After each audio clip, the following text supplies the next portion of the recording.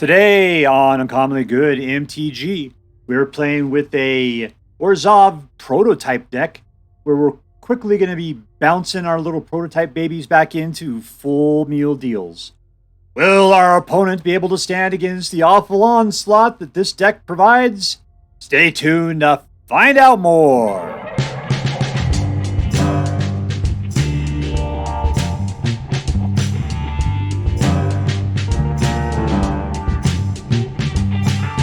Hello and welcome to Uncommonly Good MTG. I am the host, your mom's choice for most entertaining YouTube celebrity, Dr. Yukon Socket. Yes, thank you. Filmed before a live studio audience. Thank you so much, Yukon Socket. Word to your mama. So I am broadcasting to you today from my secret underground headquarters, and I'm bringing to you a deck I found over on Magic GG's Platinum Mythic list, and I've entitled it the Orzhov Quick Prototype Deck. So what are we playing with here? We're playing with a bunch of artifact type of stuff that you pay it for cheap. It comes out small, but then we use a bunch of other cards we got, such as Guardian or Touch the Spirit Realm or Undying Malice, to pop these guys back in as full meal deals. Much faster and quicker than what your opponents usually have the ability to deal with. Alright, so really quickly, let's pound through what these cards have in them, or this deck has in it, and then we'll go out and we'll crush some hopes and dreams. Alright, so we got Skrelv that likes to keep other dudes alive. We got Cut Down, which kills little dudes. Undying Malice, you play as an instant super quick when your guy's about to die, which will then leaves the battlefield, comes back, and if you're a prototype, you come back as full strength, and you get a +1/+1 counter on it. That is fantastic. Spirited Companion draws a card. This kills non-artifact creatures. This kills anything you lose to life. This thing allows your opponent to sacrifice something of your choice. Well, in the category of your choice. This thing comes in and then bounces something out and brings it back in. This thing can bounce something out and bring it back in, or it could just pin something down. Soul Transfer exiles target creature or planeswalker, or you could bring something back from your graveyard to your hand. This guy comes out as a 2/2, or it can be a 4/5 with vigilance, and he can make himself stronger. This allows you to pull things from a non-battle permanent from your graveyard to the battlefield. So hopefully these guys will die and not just go straight to exile, right? And let's see, creature tokens you control get +1/+0 and have lifelink. And at the end of your step, create a +1/+1 white and black. I don't know what this card's all about. It doesn't really seem to synergize with the rest of this deck very well, but it's in here. It seems to be a singleton, so whatevs. We got Steel Seraph, which comes out as a 3/3, can become a 5/4, and it gives choice of flying, vigilance, or lifelink till the end of turn to one of the creatures you control, including itself potentially, right? Phyrexian Fleshgorger's got menace and lifelink, and its ward is that they have to pay life equal to the Fleshgorger's power, which is either going to be 3/3 or 3 or 7. So hopefully we can bounce this stuff back in. Now we got a nice collection of lands right there. So what are we going to do? We're going to control the board by killing other people's stuff. We're going to, very early on, draw some cards, keep our own dudes alive, get out some of the prototype guys, bounce them so they come back into play as super awesome versions of themselves, and then pretty much just win the game using a lot of lifelink and control. All right, so before we do that, let's say our prayers and talk about what is best in life. Dear Black King Toxrill, that dwells within the dark chambers of my heart, please hear my prayers and grant your blessings as we attempt to crush our enemies, see them driven before us, and to hear the lamentation of the women. Our opponent against Brendini.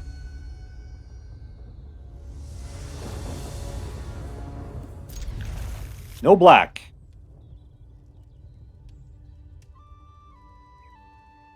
I'm not sure what's up with this deck. They make it specifically so there'd be no black mana in a deck that needs black desperately.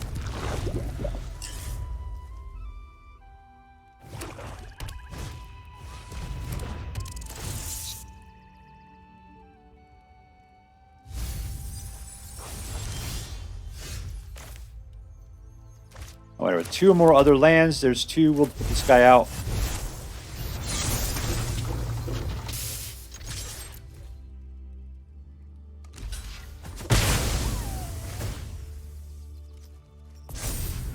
And we're good to go.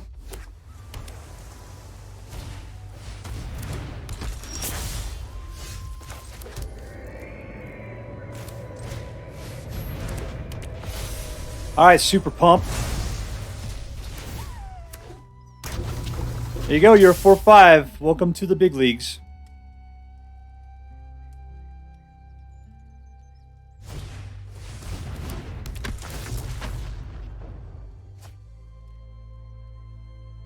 Looks like our friend Brendini's needing some mana.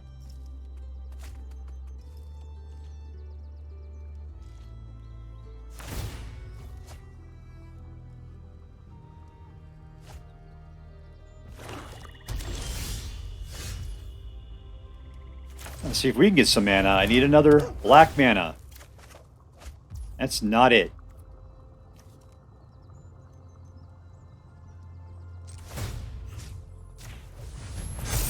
I should have waited on that one. He's got vigilance. I didn't see that.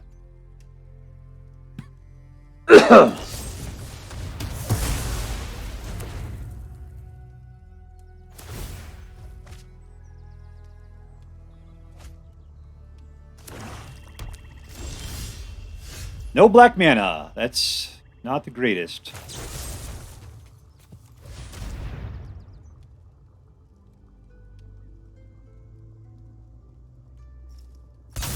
Give it up, yo.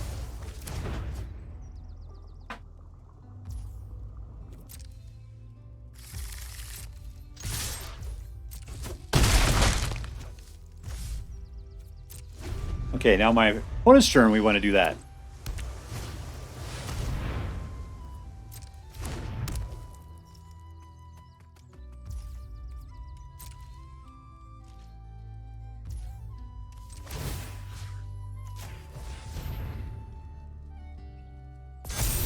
There we go, assembly worker.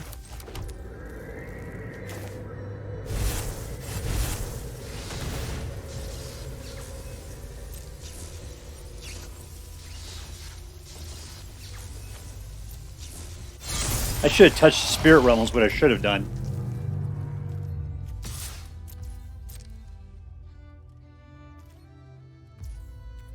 Let me take out creatures. Nope. It takes out artifacts or creatures, so it won't take out the enchantments, so that's not going to help me out too much.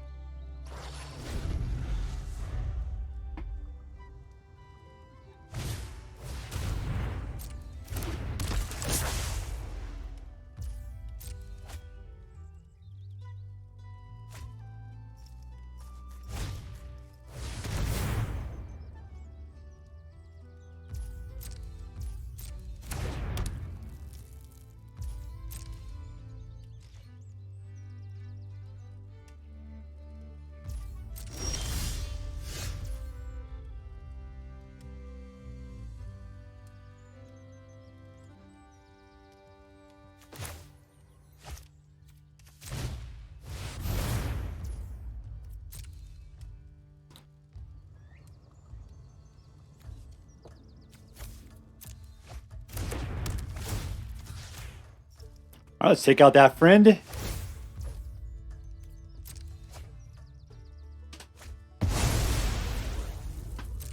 All in. All right, still got 4 coming across.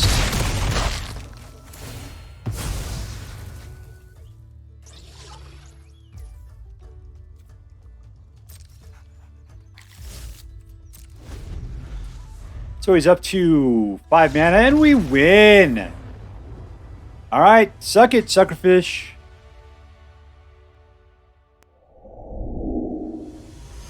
All right, we're playing against KMSAK.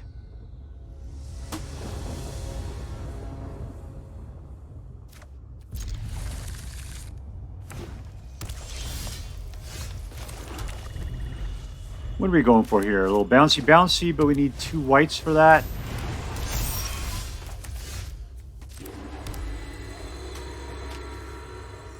We're good. You can always steal that guy.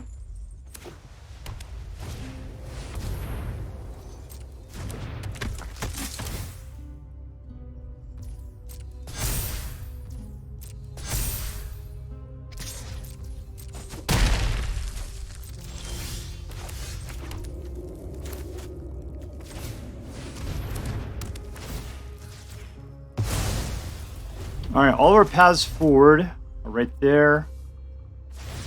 Fleshgorger would probably be space awesome.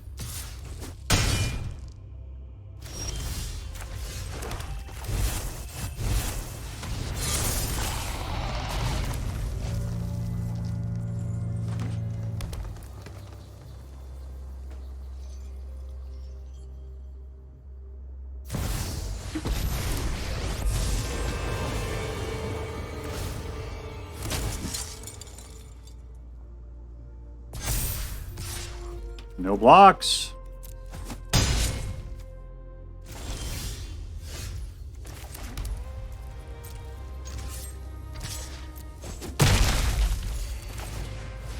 Welcome to the battlefield. And he's a 7/5, meaning that he's got to give up his life to be able to save mine. Of course, I could just keep attacking with him. Gain life each time.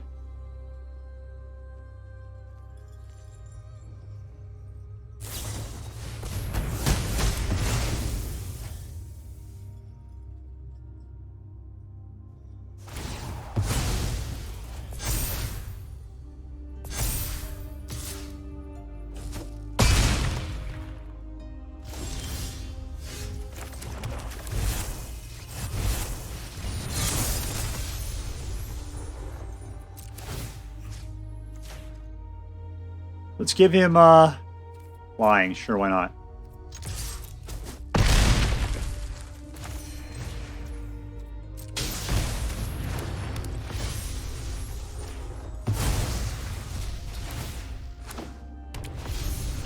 All right, we have the ability to kill up to 8. Unfortunately, he's going to get himself up to 9.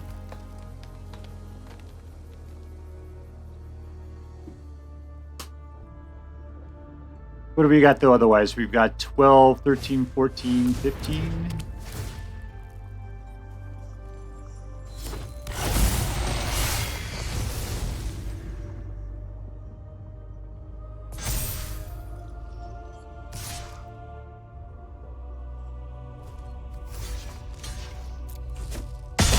All right, come on.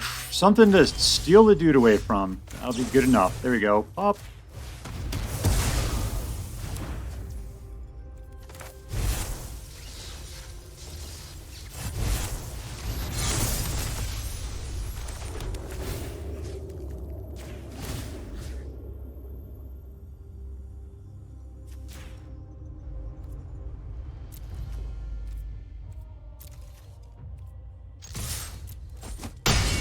All right, down to 3.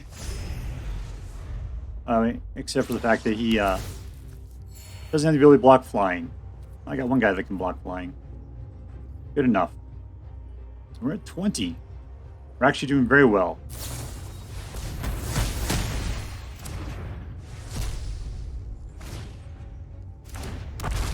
Ooh, reaching dinosaur. That's not good.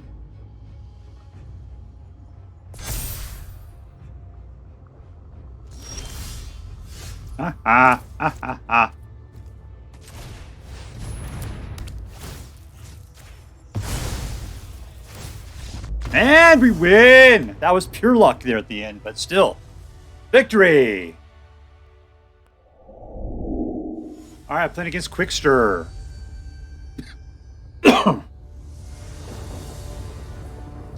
Keep.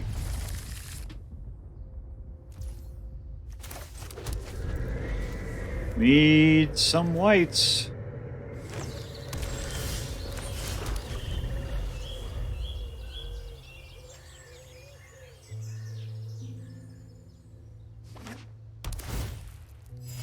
Alright, so my only trick here is Phyrexian Fleshgorger and then touch the Spirit Realm to bring it back as a full-priced version of a Phyrexian Trickster.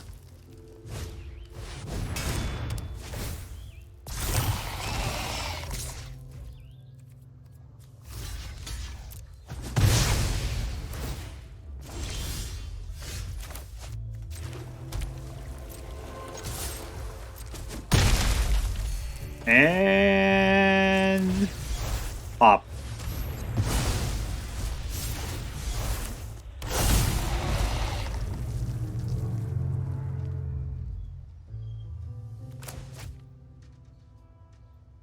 Okay, so we can't play this.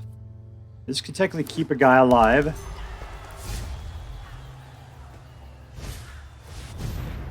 Doubling up on the forges, that's nice.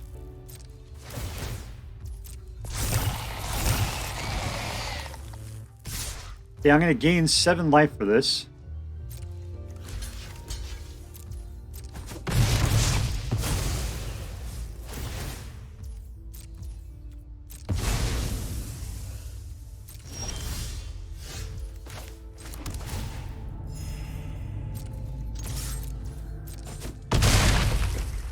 Alright, up to 40, and he's at 11. You have our second white.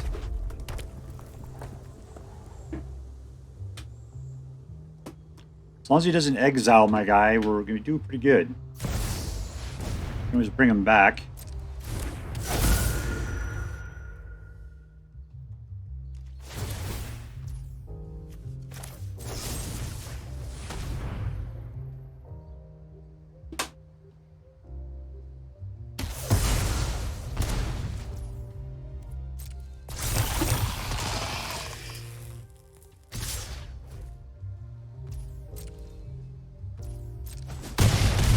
Alright, and down to 33.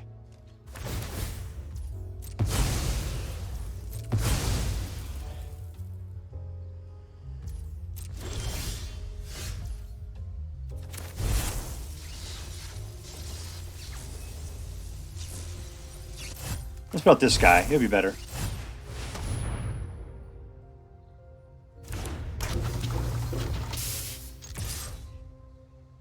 Alright, in for 7. And he's down to 4. He's got 0 defenders.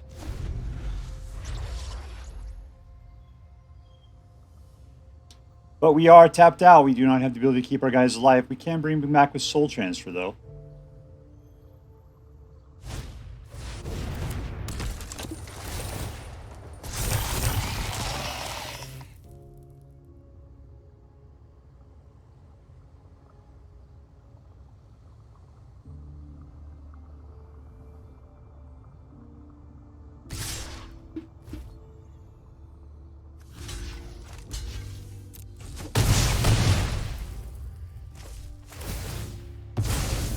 One, two, buckle my shoe. All right, we go. And let's go for the attack.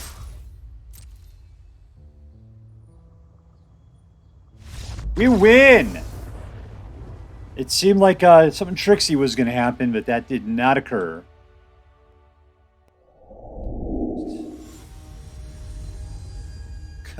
CIitoCommando.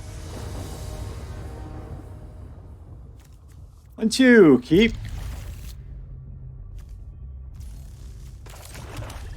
Nope. Draw little cards so we can get ourselves some extra mana here. And we can't.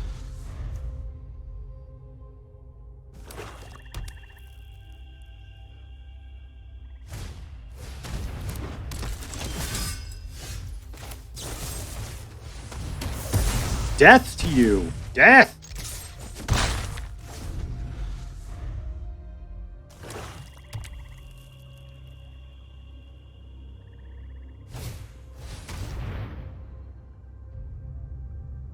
Nothing I have is that great.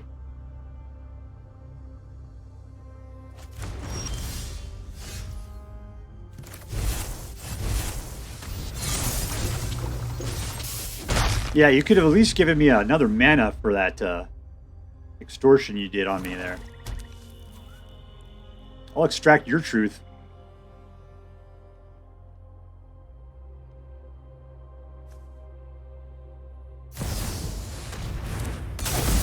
You're gonna waste that on a 2/2 there, huh?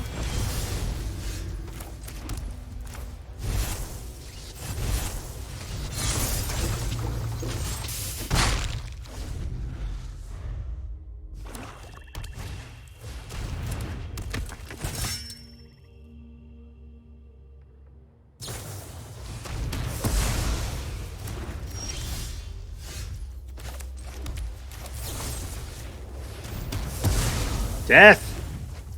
Alright, we're going to attack for a 1 point of damage again.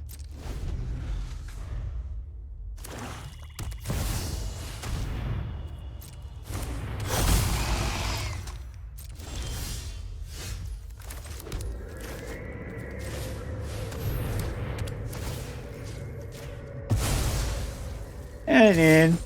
Alright, 15 more turns to go.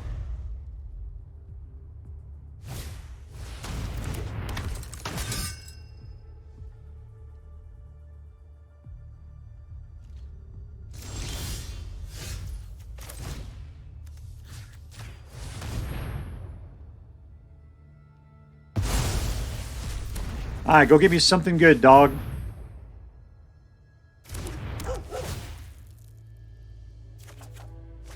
It's a land. Sucks. The pain land at that.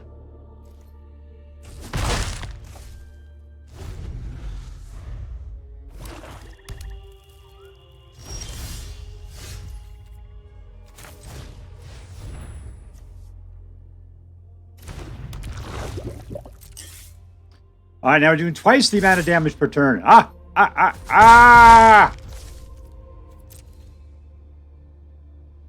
I know this guy's a 3/3. I just... Yeah, he's got crap like that going on. You're just top decking. He has 7 mana, though. It's all good for you. What do I got? 1, 2, 3, 4, 5, 6. That's still pretty good for me. He's going to kill one of them. All right, I'm back down to a single point of damage per turn. 6. I'll play a full meal deal. And we win! Suck it, CIitoCommando! Alright, playing against Frostwyrm. Because when a Y is used in the name, then it's 10 times as awesome. 2 mana.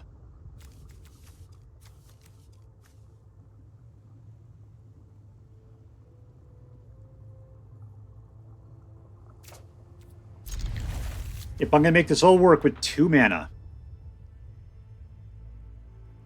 Because I do got a lot of things to do for 2 mana, though. Spirited Companion, Autonomous Assembler. It's all good.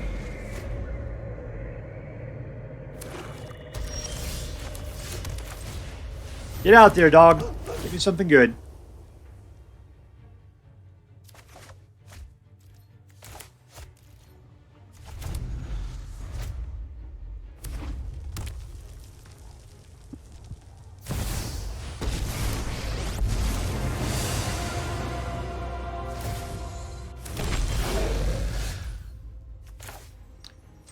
All right, so for 3, what are we going to do? We're going to go take him out.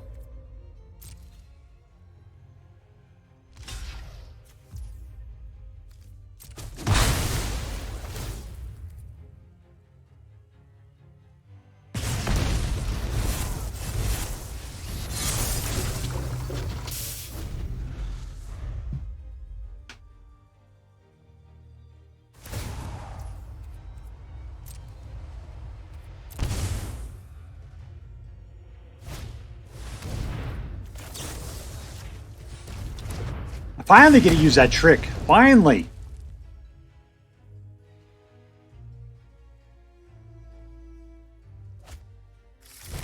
Better, faster, stronger. God damn.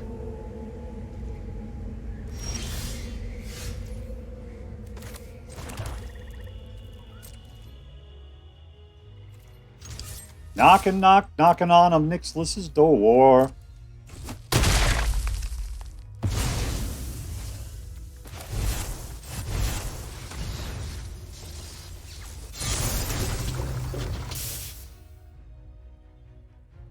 All right, so we got the ability to tap these dudes, put pluses on things. That sounds like a good time. Undying Malices.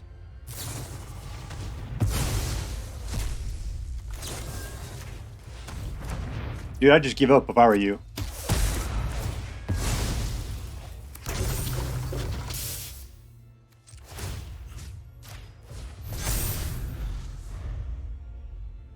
Ooh, was that all his? That was my turn? That kind of sucks.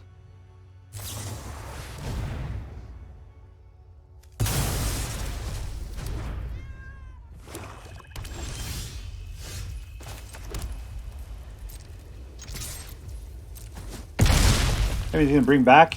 I can bring back that guy. Let's go do it.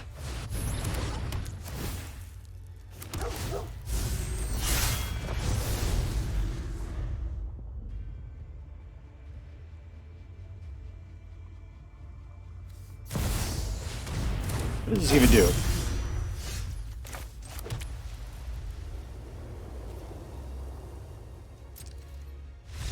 And we win! Victory! Alright, so we are with the Orzhov Quick Prototype deck, which we picked off of the Platinum Mythic list. Was this deck good? Yes, it was definitely a good deck. Alright, who was the MVP here? I'm going to pick the Guardian of Ghirapur as being my MVP choice. Reason why is because it did what a lot of the other cards did as far as bouncing stuff in and back, out and back in, which was able to turn these prototypes into super awesome, Kaiju monsters. But even more so, you got a Flying Angel out of the deal as well. And so that's what I liked about it was the dual value associated with that card. The one that I thought was the trixiest, the one I enjoyed the most was Undying Malice. And what I liked about it is because it was so cheap, and you got your guy back with a +1/+1 counter on it, which was even better. The only thing I didn't like about it was the fact that the creature has to die to come back. And I was seeing a lot of people playing with the exile spells tonight, and that's the one thing that card just couldn't do anything about. All right, so anyways, was this deck competitive? Well, I did pick it up off the Platinum Mythic list, so yes, it is. What was my rating? I got a 67% out of it. That's plenty to call it a competitive deck. So yeah, 100% competitive. Was this deck fun? Yeah, it totally was. The reason why is because even though it wasn't aggro, we were able to get that slightly before mid-game bounce action going on, which usually meant you had some pretty beefy creatures well before your opponent did, and was very difficult for them to deal with. The one thing I didn't like is that you were doing those kinds of moves basically at the beginning of the game when everybody had their super, creature kill spells in their hand. And so therefore they usually had the ability to deal with a lot of stuff you had going on. If they were light on stuff, you could just destroy them. The good news, we had a lot of good creature control as well between Soul Transfer, Sheoldred's Edict, Infernal Grasp, Go for the Throat, Cut Down. What's nice is that they were all varied too. I mean, that's the thing. A lot of times I tend to group up on one or two of these, but the problem is that this one has a shadow when it comes to artifacts. This one doesn't do anything against planeswalkers. This one doesn't give you any choice in the matter. This thing has to be a creature that is a wussy creature. This one's awesome. This is my favorite technically of all of them because it has almost no drawback. Other than the fact that it requires 2 black and a gray to be able to do it. So it's the most expensive of the bunch. But still, between that and the ability to pin things down, touch the rum, you got a lot of control going on. I'm not sure this card... I mean, every time I had this card, it wasn't really working for me. I had nothing in my graveyards ever. So anyways, was this deck fun, though? That was the question? Yeah. Yeah, because the deck played. That's what I liked about it. Was this deck interesting? And yeah, I haven't really played a bounce deck, at least not in a long time, at least not that I remember. And I really appreciated the bouncing that it had. I liked the control that I had. I liked the fact that Skrelv kept things alive for me. Altogether, it was all good. I thought that this was the only card I kind of had no respect for. Just because there's a lot of times I didn't have anything in the graveyard. It could bring nothing back and I couldn't do anything. It was very much dependent upon another condition that didn't happen half the time. So I'd say maybe if you want to trade this out for something else, you can. But it was interesting having a relatively new card in the deck. It was worth playing with, let's say. I'm not sure what the point of Mirrex is in here. There's only one, so what does it matter, right? All right, so let's add that up. Was this deck competitive? Yes. Was it fun? Yeah. Was it interesting? It was pretty decent. So let's just call this one straight A. I'm not going to give it A plus. It didn't have that magic that like a, I don't know, red aggro deck might particularly have. Nudge, nudge, hint, hint. But still, it was a very good deck, and I would highly recommend that you play with it. If you decide to play with this deck, I hope that you have as much fun with it as I did. That's all for now. If you enjoyed this video, please make sure to like and subscribe. From all of us here in the underground secret headquarters of Uncommonly Good MTG, have a great day. In the words of my people, be excellent to each other, and party on, dudes.